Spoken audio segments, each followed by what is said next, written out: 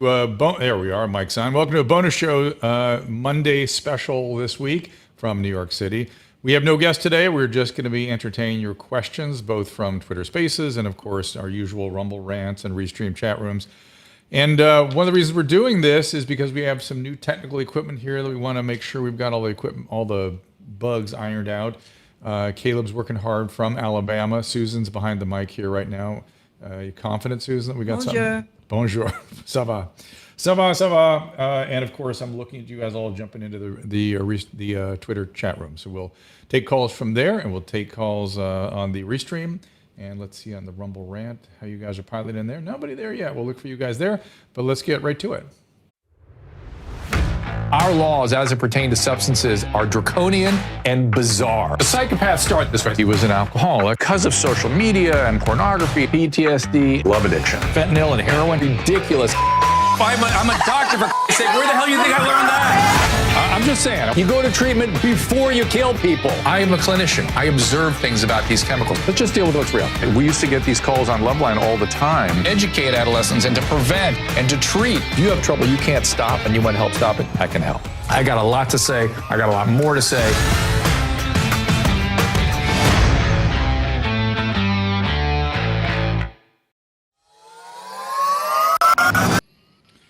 And so, as usual, if you are in the Twitter Spaces chat room, just raise your hand. I'll bring you up to the podium, and you'll be streaming out on multiple platforms.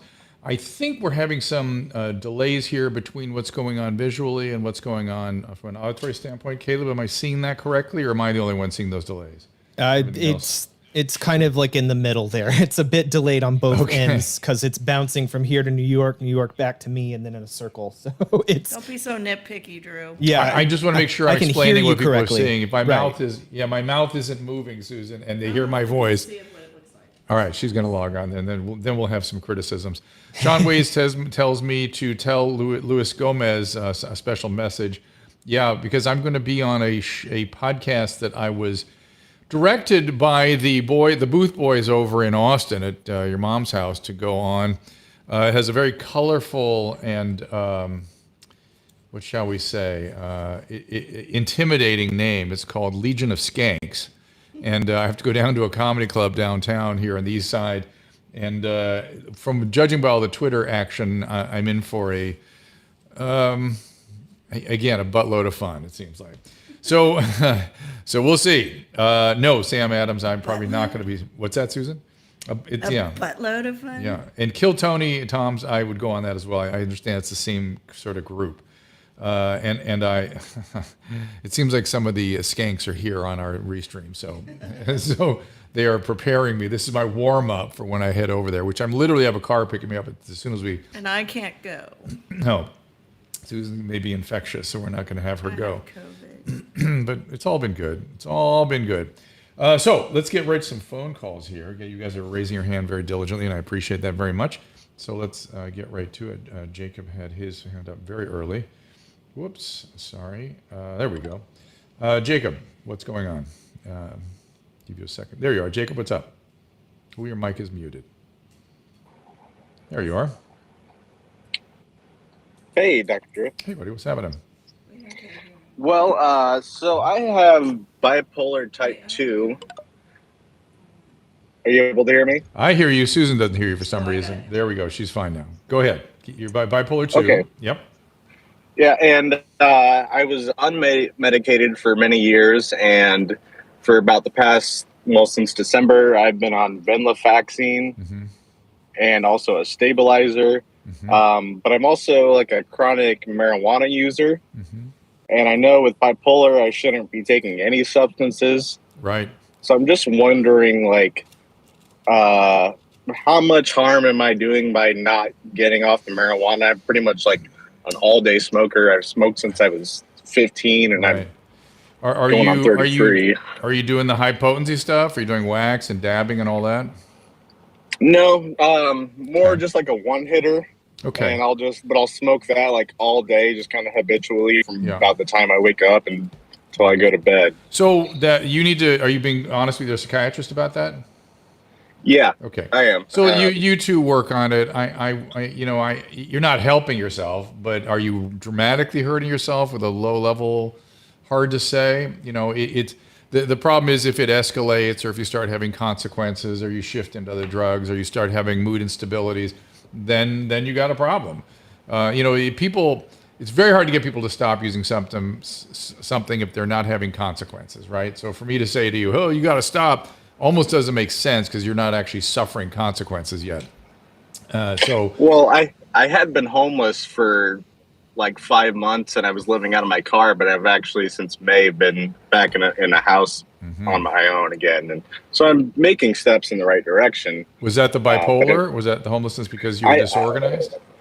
I think it was part of being disorganized and bipolar, and you know, manic episodes, and just like you know, shooting after the wrong goals, and so I think getting on the medication and being stabilized, you know, has really helped me be like, hey, having a house is a really good thing. Right. What was you must have been a little delusional maybe in terms of the way you were thinking? In a way, because I was sort of enjoying the freedom, I guess, Right. because I have a son, but I'm separated from his mom, and he stays with me now again. But at the time, I think I was kind of off in like just a manic episode where I was really focused on trying to do stand-up comedy and other things. So I drove down to Austin for a couple of weeks and was just kind of camping out in my car and just really being irresponsible and not making good decisions. Well, so that's what happens with bipolar, right? You start thinking, you know, in sort of grandiose terms. You start thinking that what the decisions you're making are all good decisions. In fact, the best decisions. They feel great, Right. and you end up on the streets, and you can't see what's happening to you. That there's actually a name for that. And so now that you've settled, the cannabis is not helping you. I would say, particularly from the standpoint of, you now have work to do to get your life back together. It's a headwind. Let's put it that way, at very minimum. Okay. Okay. So just talk to a psychiatrist. Do what's right. It's very hard to motivate people to do recovery if you don't see the consequences. But maybe you will. Maybe you will, or maybe you'll just stop. You know, maybe you'll just go ahead and stop and see how you do. The fact that you started using heavily at 15 makes me worry that you had some pretty significant trauma too. Did you? Childhood trauma? Yeah, I would say so. Yeah, and so you might maybe want to get that treated, so you actually have that treated, so you're not just trying to cover it up with cannabis. Okay. All right. Excellent. Let me know. Keep follow up with me. Let me know how you're doing. Sounds like all positive direction. And again, everybody, shows you if you would talk to him. Oh, shit. Let me get him back up here because I want him to talk about what it would have been like speaking to him when he was in his manic state, you know, trying to convince him that he needed to maybe do something a little different. I've lost him now in my little crowd, in my little audience. But he would have been self-righteous, and I don't want to put words in his mouth yet. Let me see if I can find him. Jacob, did I hang up on you? I didn't mean to do that. If I did, give me 1 second, everybody, to try to find him. I guess I did. That really certainly wasn't my intention. What's He that? gone. That's weird. Gone, Anyway, gone, so gone. I will put words in his mouth. If you had spoken to him then, he would have been grandiose and oh, there he is. There you are. Let you back up. So Jacob, Got me back. Yeah, thank you for coming back. So sorry about that. But I wanted you to just, so people understand how homelessness works. If we had encountered you during your manic episode and said, "Hey man, you're homeless. We need to go get some treatment." What would we have met with? Well, at that time, I was already kind of on board with therapy, so I was seeing the error of my ways, but yeah, like I said, I was kind of also enjoying the freedom of it because you have no responsibilities. You know, I was still working. I would DoorDash out of my car, and so I'd work all day, but I also was just making money to where I could just buy marijuana and vapes and then just whatever other impulsive things that I wanted to buy at the time. And if somebody were to say to you, "Dude, you're buying McDonald's and cannabis. That's your idea of freedom." That sounds like a prison sentence. I mean, yeah, looking at it that way, it is kind of really stupid. Well, that's But stupid. You're in your illness there, you know. yeah, it's just like I like the idea of not having responsibilities, just like sleeping in my car. I'd sleep like 4 hours a night because I would work from 9 a.m. to 3 a.m. doing DoorDash because there's no restriction on it. Yeah. And I was just in this manic state where I was obsessed with making money. And I made like 10 grand in a month just door dashing. But I was sleeping maybe 4 or 3 hours a day, That's the but mania. totally fine with it. Yeah. What were you else were you buying besides food and drugs? Well, I know I overspent a lot on Christmas on people. I spent money driving down to Texas a couple times, fixing up my car because I put a lot of miles on it. Electronics. I bought a new. I was living on my car and I was like, nope, I could buy a house, but I need the newest iPhone with Right. the most memory, Right. like iPhone Max. It's just like I need this because I'm going to use it to make content, which I've procrastinated and never got around to making. Right. So now So you it's have just, you have what we call insight. Now you can see all that, but you couldn't see that before. It's just interesting, and I'm just glad you're getting better. And it's good that you were in this sort of contemplative phase.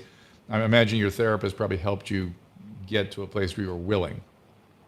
yeah, and well, definitely just knowing I was going to be homeless and was like, I need to make a step and get into therapy, which I ended up using one of those apps, uh, and I got matched with a great therapist who I, clicked with right away and, Great. Able to be open with. It's great. And, Great. got on It's a great some good model meds. for therapy. Jesus, if we could help people on the streets with an app, it sounds fantastic. All right, my friend, keep me posted. Thank you for sharing your story with us. Let me keep going here if you don't mind. This is Sarah. Sarah, you had a question. Let me look at the restream while we're getting you in here. Your mic is muted. It was mostly patches. It's mostly cannabis he was doing. Sarah, your mic is still muted. There's a microphone down the lower left hand. Lower left hand. There you go. There you are. There you are. Hey guys, Hey. I am suffering from PTSD majorly or severely, and my doctor thinks that cannabis has no place in the field of mental health. Is that the same for you? I don't know why I'm getting feedback here, Susan. I'm getting my voice back exactly half a second after I speak. Can anybody else hear that? Caleb, you hearing that? Yeah, I'm hearing that. It's coming from her side for some reason. Yeah, I'm hearing that. It's coming from her side for some reason. So I'm going to put you kind of on hold, Sarah. Here we go. Yeah, it's not. There is almost no therapeutic value to it, and it tends to make things worse. So if it made things better, we absolutely wouldn't recommend it for people. People have the sensation that it makes things better, much the way people feel that drinking makes things better, and people feel that heroin or opiates make things better, or benzodiazepines make things better. People use these things because their perception is they work. They make people feel better. The problem is they have a massive downside. And I'm sure I'm sure there are uses for cannabis, but not PTSD. I don't see where that's. I know a lot of people with PTSD do get on it and feel relief initially, but it ends up sort of spiraling with time. So if you come Your up mic's on? on if you're up on the Twitter Spaces, don't use your speakerphone. Is that what that It's was? feeding back into Okay. your mic. Okay. Or just turn it down a little lower. Okay. Let me. I'm going to look quickly at the chats before I go back to the calls, just to see what you guys are up to here. All right. Wish Chris is making smothered pork chops, Susan. She wants you to know that. Dickie, from a neurological standpoint, it damages the brain. Dickie, it's not that just so. There's some evidence that it causes structural changes in adolescents. I'm not convinced that adults have structural problems. They do get mood disturbances. They do get what's called a tachyphylaxis, where the amount of cannabis, sort of the effectiveness of whatever their usual dose is, starts to wear off, and they escalate the dose. And that's where people really get into trouble when they're using the high potency stuff. So that's the deal. All right, talk to Michael. Get Michael on up here. Michael? Mike is muted. Michael, it's something you have to do. You come when you. Can you hear me now? Gotcha. What's up? Hi, this is Michael from Rehab with Dr. Drew. The Oh show I my was on. God, Michael Mariano! Yes. Blast from the past, huh? I've talked to your mother more than I've talked to you. Who's I know. She actually told me the other day that you guys spoke on the phone for a little bit. wow. So how are you, my friend? I'm great. I just celebrated 9 years. Wow. Oh my God. Life. I don't really have a question, but I just wanted to hop on here for anybody else who's listening and say that Drew he played an instrumental part in saving my life, and I would never be able to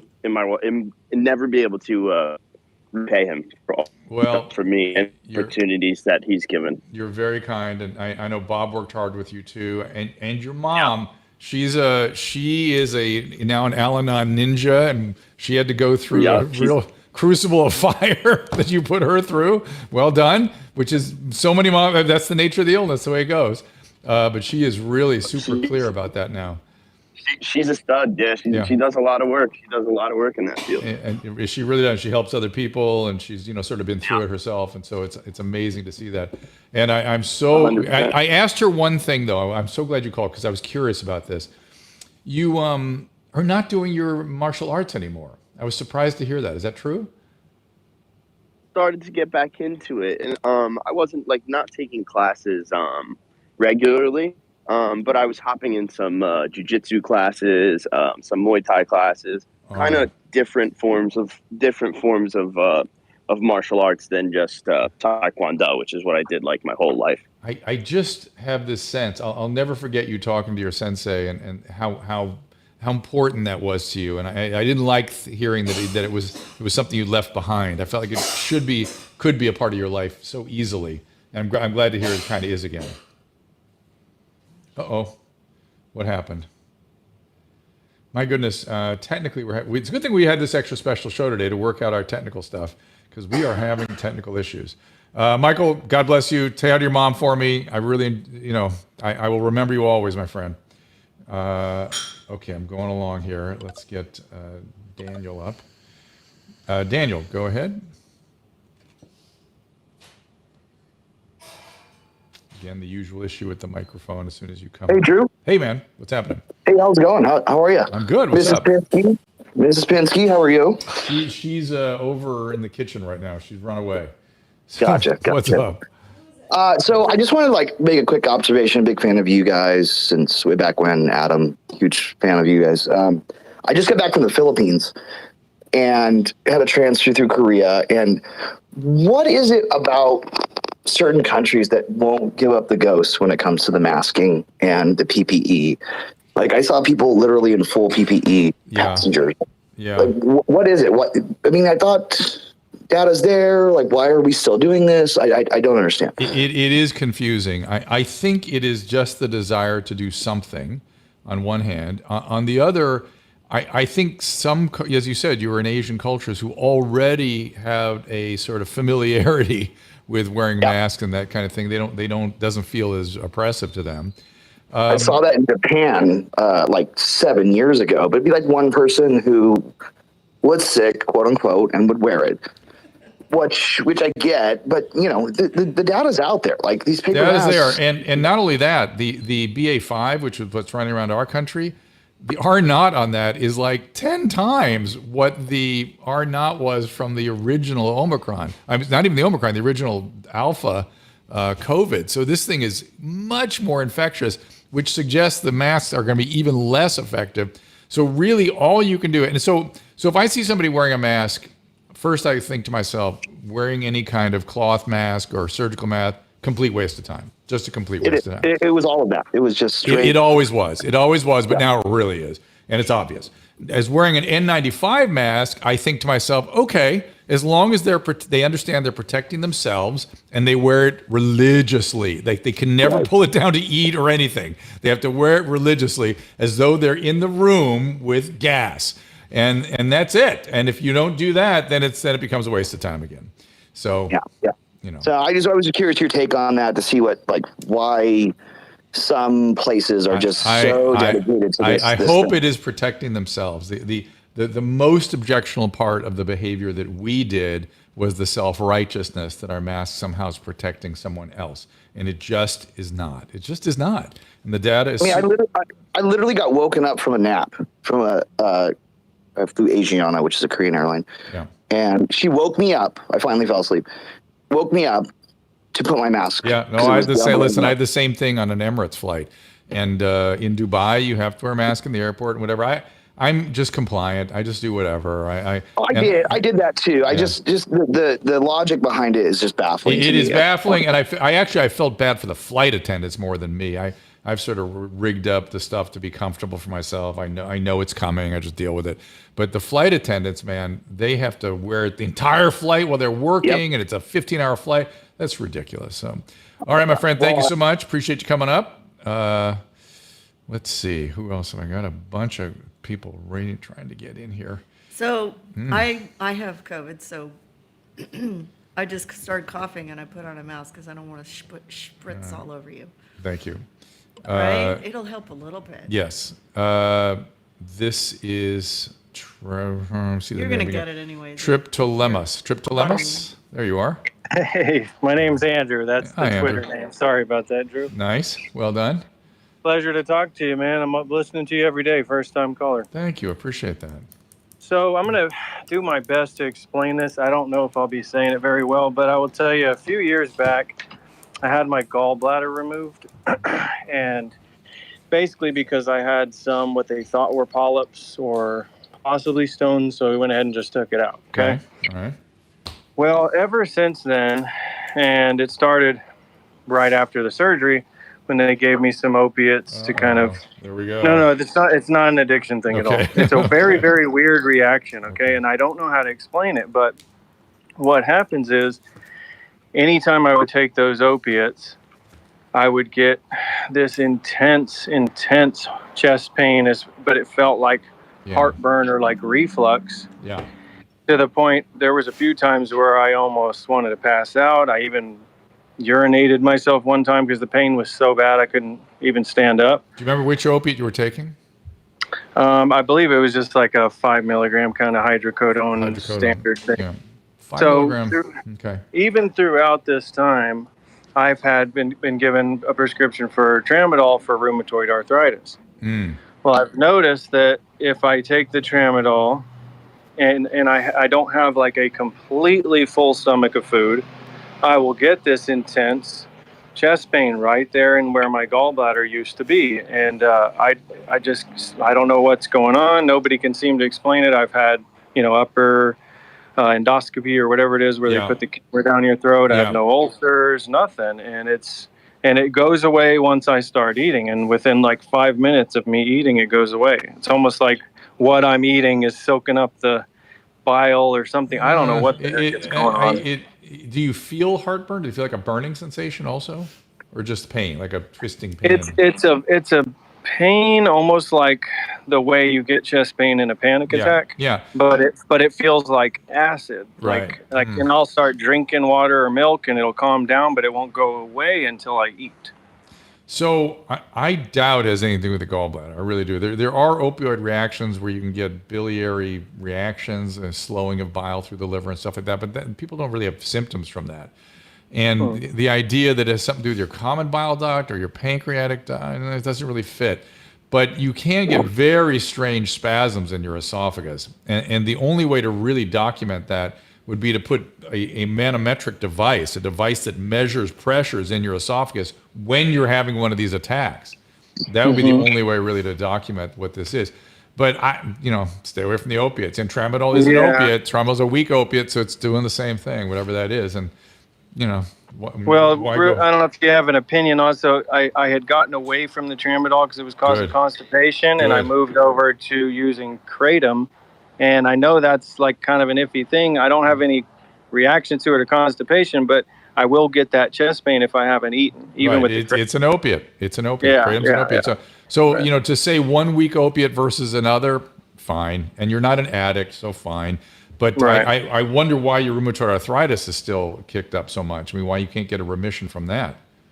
I'm not sure. I have cancer history in my family and all that. So like the Humira and any of the things that affect immune system, I guess my doctors just don't want to do it. So they're Oh. just kind of treating the pain essentially and telling me to stay active and cryotherapy and stretch and all that stuff. Gosh, are you on methotrexate?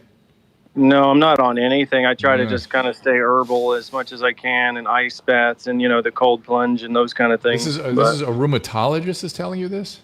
Right, and Wow. I will tell you as a caveat, I've had 2 rheumatologists tell me I have it, and I've had 2 rheumatologists tell me I don't. Oh, okay, all right, so good. So if you don't have it, then you don't want to take these crazy drugs. All right, my friend. Well, I'm sorry I don't have a more clear explanation, but there are ways to document it. I just don't think you necessarily want to go through all that. This is Jarrett. Let's get him up here. Jarrett, what's going on there? You're up, but your mic is muted. There you are. Hey there. Can you hear me now? Gotcha. Hey, pleasure speaking with you, Dr. Drew. Probably maybe a little bit of a worry body myself, but I'm just curious if you had an opinion. I've kind of been driving myself crazy to the point where it's getting a little ridiculous. I'm double vaccinated with the Pfizer vaccine. Haven't gotten, knock on wood, COVID yet. Mm-hmm. A lot of people in my life have. I've been working and traveling this entire time. I'm not worried about getting it anymore, but I'm worried about, well, I guess what I'm more panicked about is at what point do you stop worrying about having an adverse reaction, some type of long-term problem with the vaccine? Only because I guess I've watched and listened to too much of the sudden adult death syndromes and all these different things out there where I'm 35 years old, just turned 35, pretty much in good health, but I just go, oh boy, this is like eating away at my brain. Like, well, something might be down the pike here. All these people, athletes, everybody just kind of, you see the stories, and I don't want to, I know the news makes it probably a lot worse than it might be, but it's real, the adverse reactions of VAERS reporting. I follow, Peter McCullough and a lot of those other, people who have been canceled, and I tend to believe them. They back it up with facts and science. No vaccine is perfect. This one had a lot of issues, and it was kind of wartime thinking when we laid it out there to try to get this thing under control. And I still believe the risk reward was worth it. For a 35-year-old, you've been boosted already once? No, I only did the series. The series. I to be honest, I refused to get a booster. I just feel like, all right, I want to fight it off myself at this point, because I will tell you, when I first got the first Pfizer shot, the first series, I waited about 3 weeks after the second shot, right? So I'm at that time you were quote unquote fully vaccinated. Yeah. And I went and got the antibody test just because I was curious. And it was the blood work type 1, and they had told me 3 weeks after my second dose I had 0 antibodies. Wow. And now we know, even if you were replete with immune response, the vaccine doesn't do much against the BA5. It really doesn't. So it's. And I guess I guess where it was so confusing, because I was like, oh, I'm all for it as soon as that vaccine came out, and I'm not against vaccines. Yeah. It was just I'm doing whatever the heck I can. I have elder parents and all that. Yep. But then the most interesting thing was I had not gotten sick. And then 6 months later, I said, you know what? I've been traveling. I was in Vegas and California, New York, New Jersey, Florida. And I said, let me go get another antibody test. Well, this is now, I had not gotten any more shots. 6 months later, I go for the antibodies. They were sky high. So you might have had an exposure or even an infection in there, or it just took a while for your immune response from the vaccine. Yeah, we're seeing things like that. That is not that unusual. So I guess just to close off, because now you're heard where I'm at, and I'm sure I got to imagine there's a lot of people worldwide who are feeling the same worry and things. Do you think should I go get my heart checked? I mean, in the UK they're saying if you're go get your heart checked, go get your blood work done, because sudden adult death syndrome. What is that? it's probably what the heck is that? Probably myocarditis. It's probably myocarditis, and it's probably something, like the POTS syndrome I was seeing within 2 to 4 weeks of the vaccine, or the illness, by the way. The illness can do it too. So it's not exclusively the vaccine. And a lot of it may be POTS, and some of it may be myocarditis, and the POTS may be myocarditis. And I think after about 3-4 months out, you're pretty good, unless you're a professional athlete and are worried about high level performance. No, I'm certainly not a professional athlete. I'm far from it. But here's what my thinking. I want to share with you my own thinking, which is I got the vaccine, And then I had COVID. I got the vaccine. I thought, boy, I am really immune.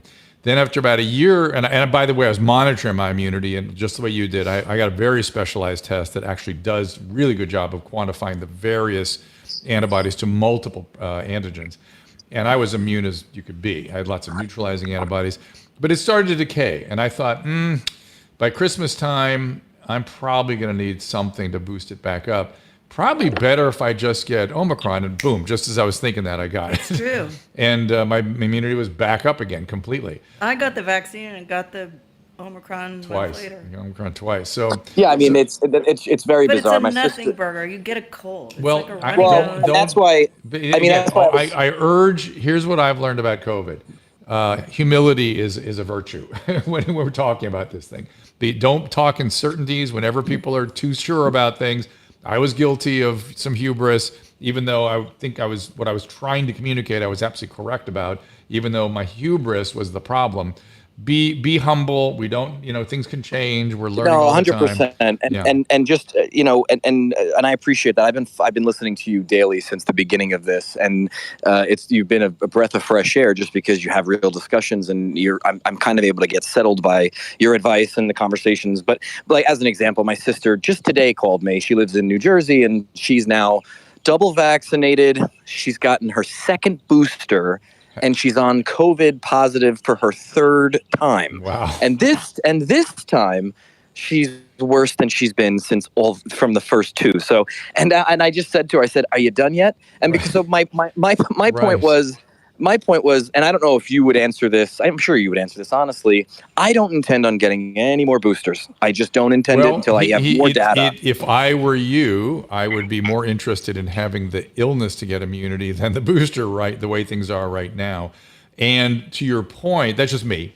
And to your point, we really don't know what we're doing with the boosters, except in the very elderly population. Then we know what we're doing. Then we have science. Then we have the risk reward analysis is definitely on the side of boosting. All my 75-year-old plus, every boost. I tell them to prepare for the fall. Whether there's going to be an Omicron specific vaccine, get it. Well worth it. Yeah, clearly. I tell for a 35-year-old, much harder much harder decision. Yeah, well, I tell my parents the same thing because they're in their 70s and they're on their, I think, fourth booster. My dad had heart problems. My mother has COPD. I said, get your boosters every 3 months. I don't care. You need to. What do you have to lose? And they're like, well, then you better too. I said, I hope to live for another 50 years. It's different. It is a different. And by the way, we're not seeing the sudden cardiac death and all the myocarditis, that's in young males. It's predominantly young males we're seeing that, which is a catastrophe. I mean, there are people with decades of life ahead. If it happened to somebody who's 85, we'd be like, okay, well, it's probably still worth the risk. But go ahead. Finish your last thought, then I got to run. Last thought. So just because I heard you say it earlier, you think for someone my age who has been double vaccinated, myocarditis-wise, which I think is the relation to sudden adult death syndrome, which is ridiculous at its value. You think we're in after 3 to 4 months, you're in. I think you're in. Certainly, it's 6 months, right? And we're not seeing anything months and months and months out. You would have. I'm probably about a year and a half. You'd have different. I'm in a year and a half after my second at 6 months out, a year out, you'd have cardiomyopathy. You'd have severe consequences of myocarditis if the myocarditis was severe enough. The problem with myocarditis, when you get it, it's just an inflammation of the heart. The electrical system can discharge in inappropriate ways, and that's where you get the POTS, and that's where you get the cardiac death and stuff. It's because of the inflammation. Once the inflammation is gone, if the muscle's still good, you haven't hurt the muscle, you're back to normal essentially. Okay. Got it. Well, thank you so much, Dr. Drew. I'll continue to listen to you every day. You take care. Thanks, buddy. It's good to talk to you. Thanks. All right, we're gonna take a little break. What's that, Susan? Godspeed. Godspeed, indeed. Take a little break. Lots of you guys want to, with your hand up. I'll get you guys in mere moments. I think we have found the holy grail of skincare. Genucel has absolutely changed, certainly my skincare regimen. I like that vitamin C serum, the under eye creams, skin nourishing primer. Susan loves the eyelash enhancers, uses it on her eyebrows as well. Genucel has everything to make us both feel and look amazing. Best part, the quality of the products. Using pure ingredients like antioxidants, copper peptides, and a proprietary calendula flower base, Genucel knows how to formulate products to perfection without irritation. For Susan, she hates that annoying dry area under her nose during allergy season, like right here. She's tried everything, but no matter what, the skin is flaky and dry. Nothing seemed to help until she started using Genucel's Silky Smooth XV Moisturizer. It soaked right into the skin. She was hooked after one use and now loves all of their products as well. I am a snob when it comes to using products on my face.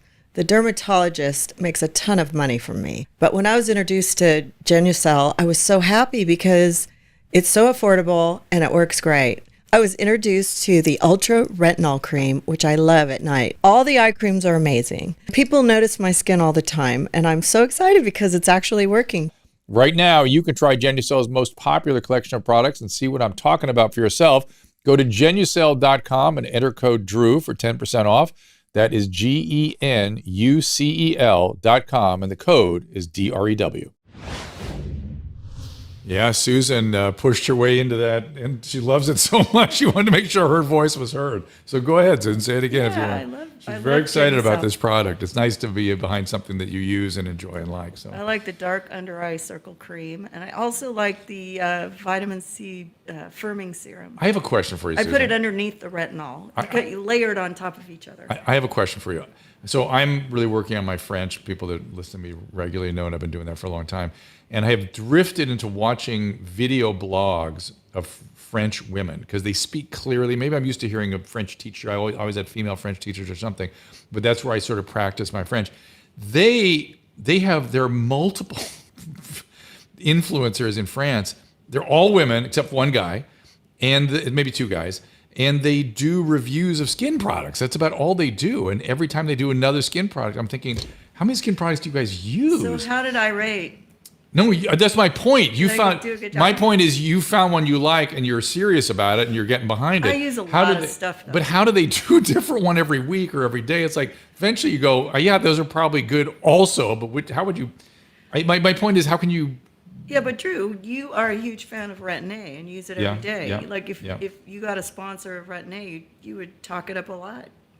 Yes, That's your that's my point is, how many different skin products can you be excited about? You know what I mean? 30 of them? In our case, we've had this one with a line and you're excited about it. We got but you know it. what? We're Use behind different ones at different parts of the day. Like at night, Okay. use retinol. In the morning, use a vitamin You're C. completely missing my point. You're completely missing my point. You can sell it because you use it at different times of the day or on different parts of your body. Right, which is why you have the product line that you get behind. But my question was, how can you take them seriously? If they have that many lines. Yeah, if they're doing a completely different product every day or every other day. So that was like, I didn't understand that. No, but you know, they're. But women like trying stuff. Is that what it boils down to? Standing behind their sponsor, which we should too, by the way. You're missing my point. I know, The rest of you understand the point I'm making? Patron, show me on the restream here. Caleb, you understand the point I'm making? I get it. No, I get it. Listen, we have one skincare sponsor, and the people, like a lot of these Right. influencers, they take on 12 different skincare sponsors. Well, how do you know if you have like Right. 12 different people doing the same brand? That's why we take on this one. Right. Now Like, they're we've the same tried it. brand, but also because I'm watching these things to get my language going, I just really wasn't paying attention to it. Until recently I was noticing that they were doing two or three new skin products every video blog, and they do 2 a week. And I was thinking, yeah, this is the greatest mascara in the world. This is the greatest eyeliner in the world. And it's like, wait a minute, that was 2 weeks ago. You said you had the greatest eyeliner in the world, I thought. So it's like, wow. You've had a couple of hydrating fluid, enhancers, and. Oh, Susan is still not getting it. She's still not getting it. Listen, we try everything. We like it. We just want to tell people. Yeah. I don't know if everybody tries what they say what they're selling. You know what I mean? Yeah, of course not. But that's why I thought it was sort of though. weird. I've got it all lined up in my medicine cabinet. Yep, indeed. Josh, what's going on? Hey, Dr. Drew. Hey, man. What's happening? Sorry about the delay. No problem. So I just wanted to talk about something that was brought up with the guy with the bipolar and working with a therapist. Yeah. And I feel like it's a really interesting thing to talk about, just that first step. Sort of, if you're talking about AA, I've heard you talk about it. So like, the warm handoff, something like that. And I feel like if there's anything to therapy, it's that first idea, because most people will say, yeah, therapy is great. and then something in them will say, no, don't do that. And yes, it's so interesting Yes. what actually gets people into treatment. Well, is not my only into question. treatment, but into the process of change in treatment. David McCraney, who, if you remember, I think you liked when I interviewed him, his new book, How Minds Change, has a podcast up right now, just today, called You Are Not So Smart. That's the podcast. But he has a podcast about reactants. And he interviews a researcher. That's his book there, but this is his podcast, which is You Are Not So Smart, but about reactants and what does he call it? Motivated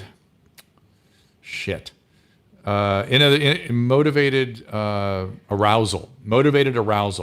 And he said whenever you get near, and this researcher was saying that whenever you get near really confronting who somebody is and what they believe, we have motivated arousal, meaning our system turns on and we start to move away from the source of that threat. And there's something called reactance where we just become entrenched and unwilling to change. And it comes under many different versions of this have been discussed in the psychiatric literature and psychoanalytic literature. It's also called resistance, right? Resistance and certain kinds of transference phenomenon. But it's fundamental in the psychological world. They're just looking at it now as this motivational state that moves you away from the stimulus that is causing you threat, because change is a threatening phenomenon. And so getting, what was his name now? Jay to treatment. You're right. Part of it is the warm handoff, feeling comfortable, safe. You're not going to be awkward.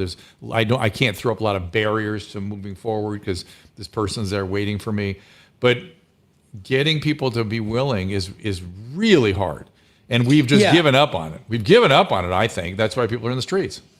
And I like what you said better about the resistance, because for me, that's the homework you can do. In other words, if I'm resistant to something, what's the reasoning behind it? And you're absolutely right. It comes down to this guy's motivated, this guy likes to change people's minds. Mm-hmm. In the old days, it was hypnosis. I mean, but you have to be a willing participant. Yeah. But I guess my point is that's where the action is, in the sense of, whatever my resistance is going to be, that's where we all should be looking. Yes.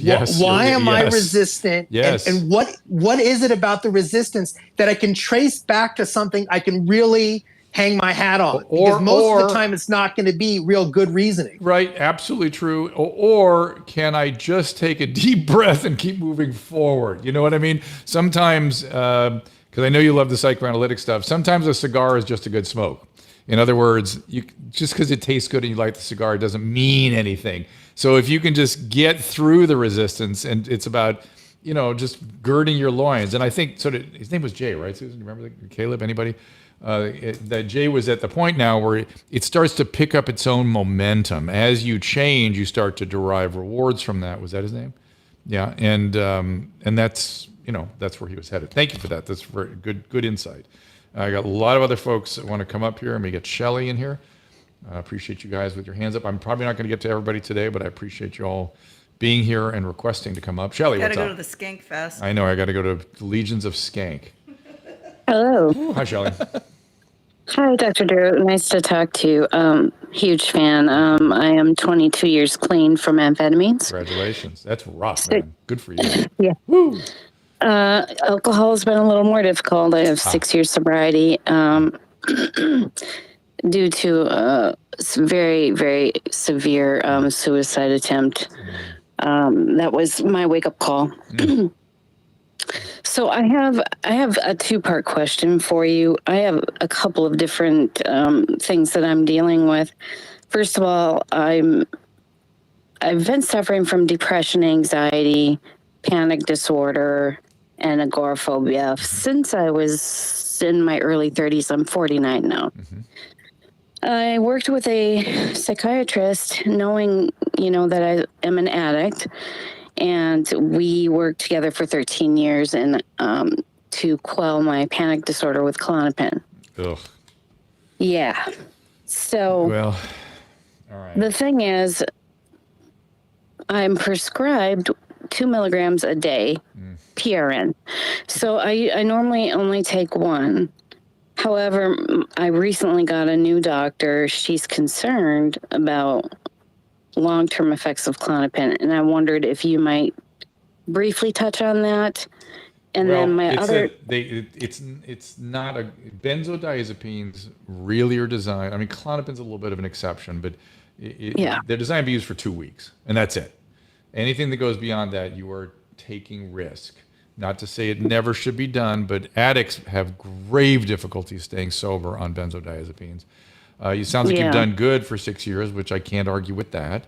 And the longer you stay on it, the harder it is to get off it, and it creates a pretty miserable year. If you stay at 1 milligram or below, it tends not to be that bad. Problem is, it makes panic and anxiety worse, right? And first of all, you get sort of a certain amount of tolerance to it, so you need to take more, and you get a certain amount of withdrawal from it. So during the day, in the late afternoon, when the Klonopin's completely wearing off, you will start to have panic and anxiety, and that's actually more withdrawal than anything else. Right. And so, and if you respond to that with more Klonopin, you're going to be in a cycle that's not going to go well. The way you should respond to it is work hard with your sponsor, double down on meetings. You know you're going to go through a difficult year, and get down to the lowest possible dose. I mean, that's the way you ought to deal with it. Okay. I think that I can do that. However, I also deal with chronic pain. I dance a very difficult dance. I have fibromyalgia. I have osteoarthritis. So osteoarthritis should never be treated with an opiate. That's a sort of a categorical phenomenon. Fibromyalgia is predominantly a sleep disorder. So you got to work on getting your sleep normalized. So that fibromyalgia is terribly painful. But again, opioids not the treatment for fibromyalgia. Get a sleep study. Get your sleep hygiene worked on. And if there's trauma, making your sleep disturbed, because that's when the shit went down in your family of origin, then get that trauma treated. Get EMDR. Get the proper treatment for that. Yeah, I've done most of the work on that. My problem is running into physicians who want to keep throwing pharmaceuticals at me, like Lyrica. I understand.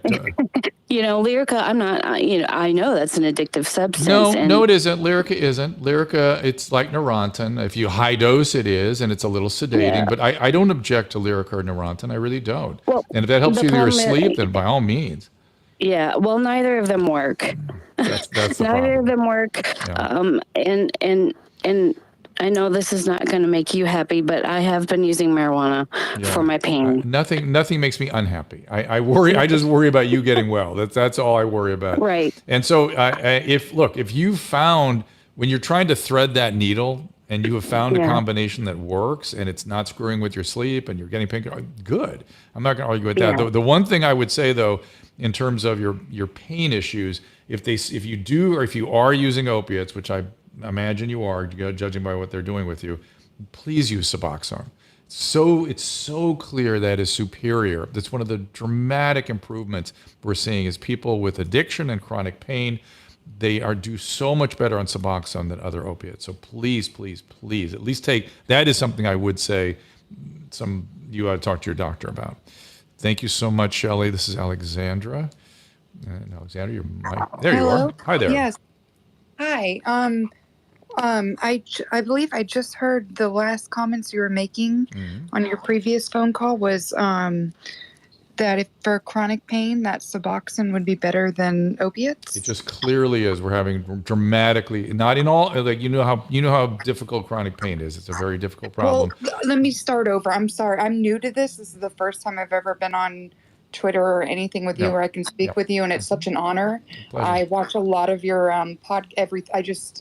and I 100% agree with you that it takes disgust to really make a change. I loved that because for me as an addict, it wasn't until I realized that I was going to die that I didn't have that fear put into me, and that really made.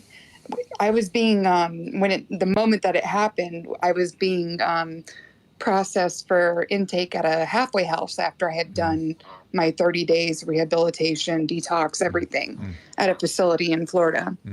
And long story short, the girl didn't think, the manager of the halfway house, she couldn't read me. She thought I didn't want to be there. It wasn't that I didn't want to be there. It was that it was the first in my life I realized I'm going to die. Which is really what motivates people. And I just turned 37. I just turned 37. I haven't done opiates or Xanax since July 18th, 2018. Cool. Or 19. Congratulations. 19. Sorry, thank you. Coming up on that. But I'm still flawed. I'm still sick. Obviously, alcohol was a large part of my addiction with the opiates, and I do understand that there's only opiates and alcohol can hit that one part in your brain that let me try to figure out how to explain this without taking forever. Yeah, go ahead. So I've been off Subutex for a year and probably 3 months. Okay, good. But I'm not getting any better. I still have cravings. I have messed up with alcohol here and there. I'm just all over the place. I do have suicidal thoughts. Okay. I will never commit suicide because my parents, my religion, but that doesn't mean that I don't. I know that I make poor decisions. I'm impulsive. Okay, hold on. Are you working now? No. Do you have resources where you could get more treatment? This is what I'm trying to figure out. Do I need to go back into maybe a detox or mental health facility for help? I don't know. I can't say that, but I think some significant daily structure, whether it's an outpatient treatment or a residential environment, you're unraveling, right? You feel that. That's what you're telling me. I've been craving like crazy. Yeah. And with the opiates, you have to go somewhere, and you'll be what I'm about to tell you. The most problematic feeling that opiate addicts have is the desperation, right? That desperation feeling, right?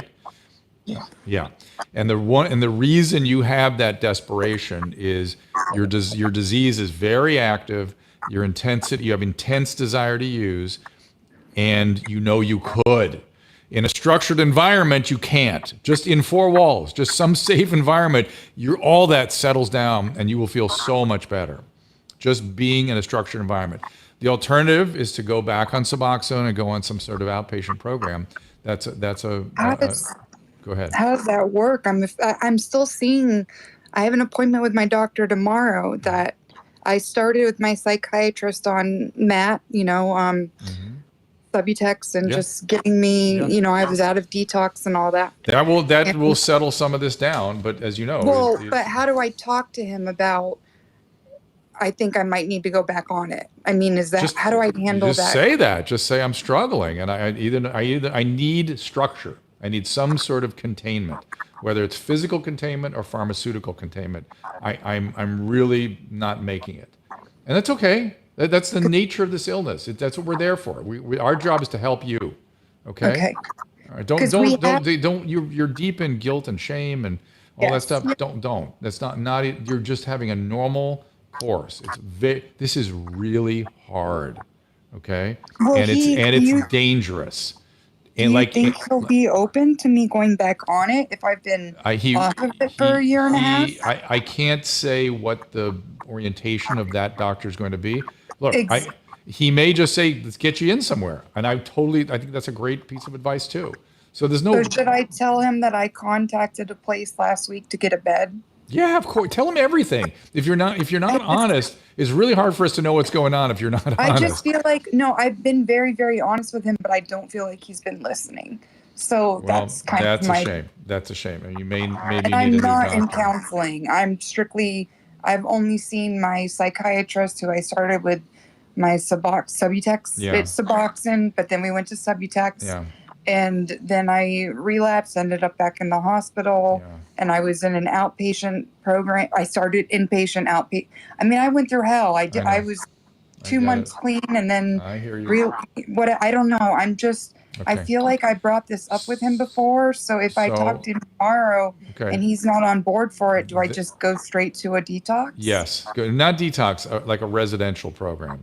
I think residential is more your level of care. But if he doesn't, if you don't feel like he is listening, give him that feedback. Say very nicely, I don't think you hear how desperate I am, how much I'm really struggling right now. I hate to admit this, but I found some opiates recently, not not on the street. I know. I found legitimate from the pharmacy. Look, My parents, I hate to admit that, I have it sitting there. Stop with the guilt and shame. Stop it. You're struggling. And if you start, you're gonna. I'm holding on to those in case of an emergency, and I need to have something in my system. Yeah. And does that make sense? Yes, of course. You've got addiction, but there are no emergencies around this. You know what I mean? The emergency is get in somewhere before you take that stuff. But I know it's whatever. just I don't know. Do I show up with it in my system tomorrow at my doctor's office, or if he shoots me down? I mean, it's not enough to hurt me. It's just enough to have it in my system. You're overthinking it. I know. You're overthinking it. You clearly don't have a sponsor because you should be dumping. You should be dumping all of this on your sponsor. At least go to a Zoom NA meeting and raise your hand and say, I'm struggling. Okay? I have reached out to some people. Okay. I have Go to a Zoom NA meeting, raise your hand, and say, I am really struggling. And guess what? You'll find a lot of sympathetic people. They will come grab me. Yeah. Right. Okay? All right. And just be honest with the doctor. And if honest with everybody. Honest with everybody. I'm always honest with him, but I'm just, this is it since I've seen him last month. Since I've seen him. Alexandra, you're not, it's impossible for you to be as honest as you need to be, given how much you're struggling right now. But I've been telling him. You've been telling him a lot, I'm sure. And I'm struggling, and he hasn't. So that's why I don't know. Do I need to go to a facility or just go to him? Because I've said go to him, and if he doesn't respond, go to the facility. Okay? Okay. Okay. And you said residential, correct? Residential would be the way to go. Not necessarily detox. Well, you haven't told me why you would need to be detoxed. If you're using something regularly right now, then you might need to go to detox, but you've not told me that. So if you think you are and you need detox, then yes, by all means, go to a detox unit. Okay? Okay. Thank you so much. Okay. No more guilt and shame. Stop it. Okay? Thank you. Right. Thank you. You're the best. Okay. God bless you. Yeah. Struggle, right? It's really, really, really hard. It's really dangerous too. That's the hard part. And she's struggling. She wants to get better. You always hear stories like, oh, they started taking some opiates and then they died. It's exactly what happens, and that's the horror here. Because then they forgot they took some, and then they took some or more. they add the benzodiazepine in, and that combo, the benzo and the opiate, is a lethal combo. Or they shoot something that's sort of their normal dose, but the normal dose, because they're not as tolerant as usual, is enough to kill them. Or somebody slips some fentanyl in something. Yeah, that's all it takes. So, well, listen. You guys are great. I literally have to go catch a car right now to the Skanks. I know that seems bizarre. I'm letting you go. These words, to Skanksville. These words coming out of my mouth, I don't fully understand. I wish I could go. I'm so mad. But I'm going down to the Lower East Side to the Legion of Skanks, and I guess there's a lot of fans, and there's a lot of crossover with your mom's house. So we will be back here. I appreciate you guys, all the calls. I'm seeing the commentaries on the restream. Casey, you got a German Shepherd? Is that true? Or you have one? Thank you guys for watching as always. And of course, on the Twitter Spaces, we really love having you guys there and asking our questions. We will be up again tomorrow at 3 o'clock. 3 o'clock Pacific time, 6 o'clock Eastern. And until that time, we'll see you then. Ask Dr. Drew is produced by Caleb Nation and Susan Pinsky. As a reminder, the discussions here are not a substitute for medical care, diagnosis, or treatment. This show is intended for educational and informational purposes only. I am a licensed physician, but I am not a replacement for your personal doctor, and I am not practicing medicine here.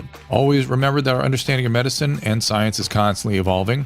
Though my opinion is based on the information that is available to me today, some of the contents of this show could be outdated in the future. Be sure to check with trusted resources in case any of the information has been updated since this was published. If you or someone you know is in immediate danger, don't call me, call 911. If you're feeling hopeless or suicidal, call the National Suicide Prevention Lifeline at 800-273-8255. You can find more of my recommended organizations and helpful resources at drdrew.com/help. So I haven't finished my sort of demonstration. Unfortunately, how did you get this thing around this thing? What did you do? Practice. Oh, here we go. Oh, I see. He's used a cock ring before, is what we're saying? I have not. All right. Ugh. I have used a peen. All right. So the point is, once you finish the pump, then you snap this thing on. Did you just shoot it off? This is. I don't think I want You're that. gonna poke an eye out with that thing. Well, I Drew. just thought of a new use of this, but anyway,